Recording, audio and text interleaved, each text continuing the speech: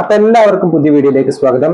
ഷാറൂഖ് ഖാന്റെ കംബാക്കിന് വഴിയൊരുക്കിയ പഠാന് ശേഷം കൃത്യം ഒരു വർഷത്തിനിപ്പുറം ഹൃത്തിക് റോഷൻ, ദീപിക പദുകോൺ, അനിൽ കപൂർ എന്നിവരെ പ്രധാന കഥാപാത്രങ്ങളാക്കി ഏരിയൽ ആക്ഷൻ മൂവിയായ ഫൈറ്ററുമായി വന്നിരിക്കുകയാണ് ഡയറക്ടർ സിദ്ധാർത്ഥ് ആനന്ദ്. പഠാനടക്കം ഡയറക്ട് ചെയ്ത എല്ലാ ആക്ഷൻ മൂവീസിലും മികച്ച ട്രാക്ക് റെക്കോർഡുള്ള സിദ്ധാർത്ഥ് ആനന്ദും വിക്രം വേദയുടെ പരാജയത്തിന് ശേഷം തന്റെ സ്ട്രോങ് സോണായ ആക്ഷൻ ജോണിലേക്ക് തിരിച്ചു വരുന്ന ഹൃത്തിക് റോഷനും വാറിന് ശേഷം വീണ്ടും ഒന്നിക്കുമ്പോൾ പ്രതീക്ഷകൾ വാനോളമായിരുന്നു. എന്നാൽ ഫസ്റ്റ് ലുക്ക് പോസ്റ്റർ മുതൽ ഈ മൂവി ജോസഫ് കൊസിൻസ്കി, ടോം ക്രൂസ് ടീമിന്റെ ടോപ്പ് ഗൺ മാവറിക്കിന്റെ റീമേക്ക് ആണെന്നുള്ള അഭ്യൂഹങ്ങളും കേട്ടിട്ടുണ്ടായിരുന്നു. എന്നാൽ ഫൈറ്റർ മൂവി കണ്ടു കഴിഞ്ഞപ്പോഴാണ് അതെല്ലാം വെറും അഭ്യൂഹങ്ങൾ മാത്രമാണെന്ന് എനിക്ക് മനസ്സിലായത്.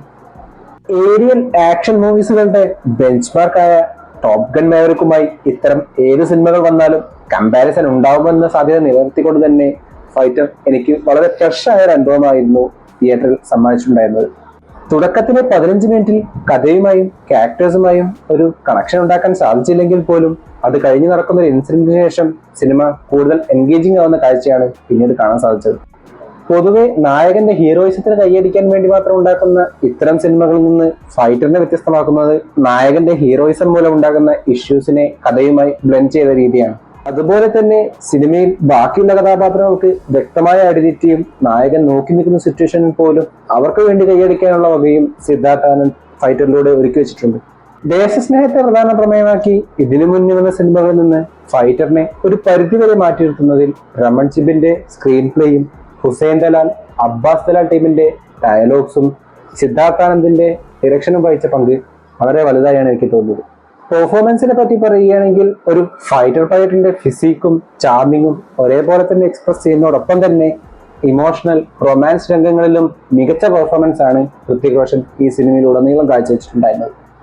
വെറുതെയുള്ള നായിക എന്നതിലുപരി വ്യക്തമായ ഐഡന്റിറ്റിയുള്ള സ്ട്രോങ്ങും ഇൻഡിപെൻഡന്റും എന്നാൽ ഒരേപോലെ വൾണറബിളുമായ മിനാൽ റാത്തോഡ് എന്ന കഥാപാത്രത്തെ ദീപിക പദുകോൺ വളരെ മികച്ച രീതിയിൽ തന്നെ പെർഫോം ചെയ്തതായി എനിക്ക് അനുഭവപ്പെട്ടു. അതോടൊപ്പം തന്നെ ഗ്രൂപ്പ് ക്യാപ്റ്റൻ രാകേഷ് ചേസിംഗ് എന്ന കഥാപാത്രത്തെ വളരെ മെച്ചോർഡായി തന്നെ അനിൽ കപൂർ പെർഫോം ചെയ്തതായി എനിക്ക് തോന്നി. വൺ ഡൈമെൻഷൻ ആണെങ്കിൽ പോലും ഋഷഭ് ഷോണി ചെയ്ത അസറക്കർ എന്ന വില്ലൻ കഥാപാത്രം നല്ല രീതിയിൽ തന്നെ അദ്ദേഹം പെർഫോം ചെയ്തതായി എനിക്ക് തോന്നി.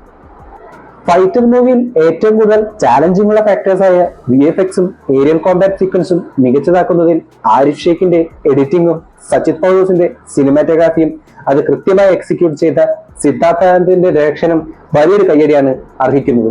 വിശാൽ ശേഖർ ചെയ്ത മ്യൂസിക് ഡിപ്പാർട്ട്മെന്റ് അല്പം ആവറേജ് ആണെങ്കിൽ പോലും സഞ്ജിത് ബൽഹാര, അങ്കിത് ബൽഹാര ചെയ്ത BGM പലപ്പോഴും സീനുകളെ മികച്ച രീതിയിൽ തന്നെ എലിവേറ്റ് ചെയ്യാൻ പാകത്തിന് അത്രയ്ക്ക് ഇമ്പാക്ട് ഉണ്ടാക്കാൻ സാധിക്കുന്ന രീതിയിലായിരുന്നു.